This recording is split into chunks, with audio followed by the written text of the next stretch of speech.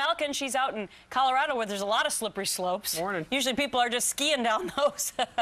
And we're falling down this one. Well, how do you react to what Wendell Guller just said? So this phone call between Boehner and the president kind of laying down the gauntlet, saying, look, Republicans, unless you talk debt ceiling and raising taxes, I'm not going to actually come to the table anymore. How come he's not talking about what many Americans deem to be the real problem, which is enormous, ginormous spending?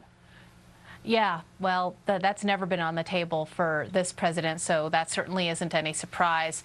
And the idea of this power grab, of course, is in keeping with this imperial presidency. It's not just a power grab, it's a two-fisted power grab, chokehold.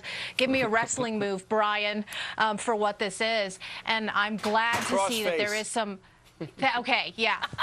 Whatever, pile driver, I don't know, just something really obnoxious and of course over the top MMA move here. But I am glad to see that there is some fighting spirit left on Capitol Hill, and that this administration is being called out on for its blatantly unconstitutional move to usurp the power of the purse. Well, you know what, Michelle, you called it a power grab. You're not alone. Congresswoman Cynthia Lummis, a Republican from Wyoming, called it that. We're going to play a little soundbite from her, but first, the president setting the table.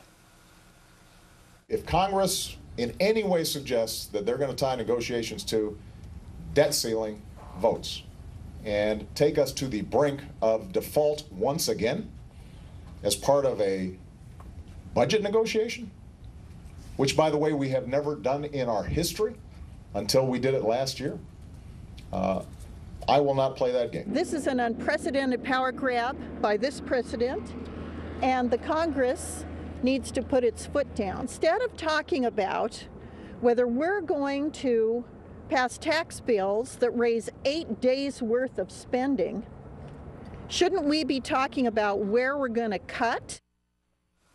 You know, what's interesting about, the president talking about, I don't want Congress to have to vote on raising the debt limit. When he was a U.S. senator from the great state of Illinois, he voted against raising the debt limit as a senator when George Bush was in control.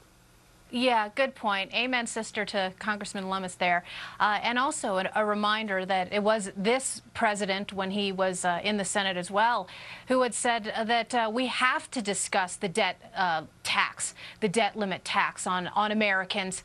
And how can you talk about it if you give over and cede and surrender the complete power to raise that debt limit to the executive branch? Hello? You know, it doesn't help that it was Mitch McConnell who put this in place last year, and of course who now calls it an outrageous power grab. When you give this administration an inch, it takes 10 miles or a marathon, and that's what they're doing here. All right, so you say that it's a violation of the Constitution. I want to move on to the what you're deeming the Merry Cronymas? Christmas? Merry Cronymas, that's right. Ho, ho, you know what? ho. It actually saddens me to dismantle the word Christmas by saying Cronymas, but explain what it is.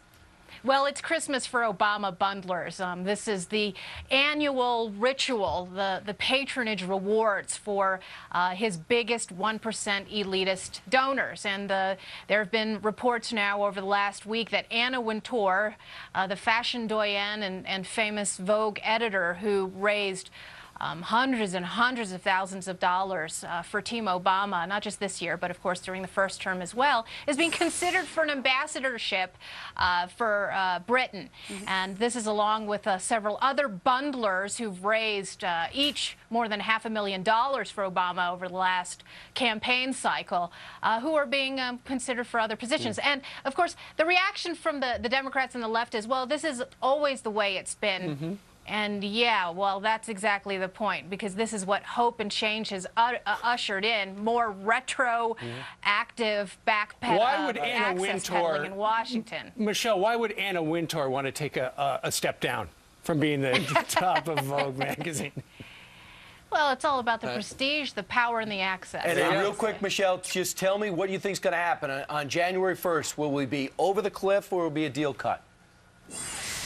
You know, the Republicans have always been rolling over. I think that we need to hear more outrage from taxpayers and grassroots conservatives out there before the inevitable happens again. There's still 3 weeks. All right, Michelle Malkin joining us from the Springs of Colorado. Thank you very much. Have a great week. You bet. Thanks, you too.